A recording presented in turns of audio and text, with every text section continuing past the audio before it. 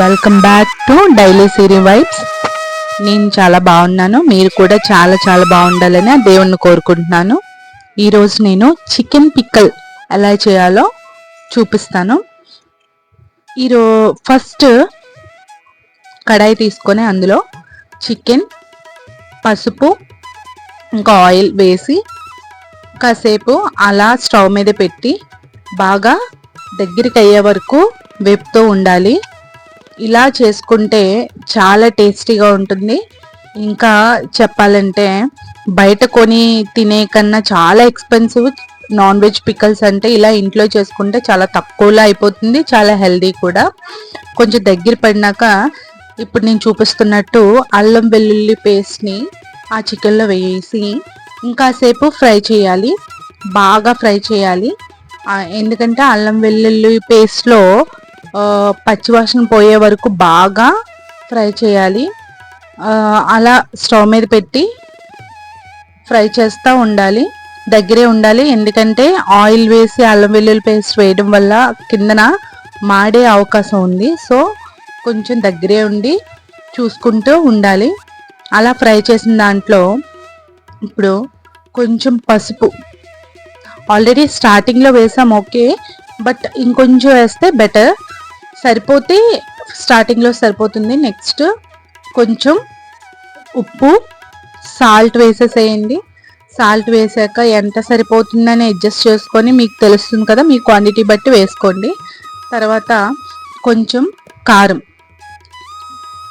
కారం వేసాక కొంచెం మన క్వాంటిటీ బట్టి మనం అడ్జస్ట్ చేసుకొని వేసుకోవాలి. నెక్స్ట్ కారం తర్వాత కొంచెం మసాలా పొడి వేయాలండి.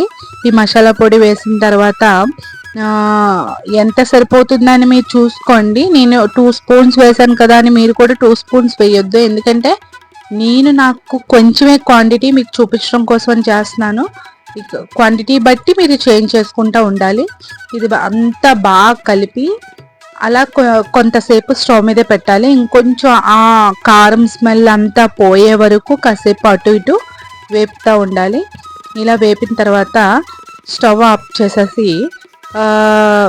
కాసేపు బాగా చల్లారినాక బాగా కూల్ అయిపోవాలి. కూల్ అయిన తర్వాత అందులో కొంచెం లెమన్ పిండుకోవాలండి. లెమన్ జ్యూస్ ఉంటుంది కదా, అది అందులో వేసేసేయాలి.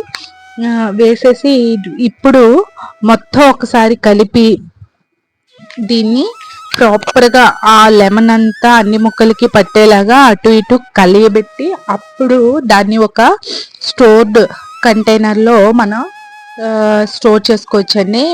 నేనైతే తక్కువ క్వాంటిటీ కాబట్టి త్వరగానే అయిపోతుంది కాబట్టి నేను ఒక స్టీల్ బాక్స్లో పెట్టేశాను. అదే మీరైతే మాత్రం మంచిగా ఒక గ్లాస్ జార్లో పెట్టుకొని ఎక్కువ చేసుకుంటే, నేను చెప్పేది ఎక్కువ చేసుకుంటే గ్లాస్ జార్లో పెట్టి మీరు స్టోర్ చేస్తే ఇది ఒక 6 months 1 year వరకు కూడా స్టోర్ ఉంటుందండి, ఏం పాడవదు. సో నేను దీన్ని ఒక బాక్స్లో పెట్టేసి నేనైతే స్టోర్ చేస్తున్నాను. ఎందుకంటే చాలా తక్కువ క్వాంటిటీ మా వాళ్ళే.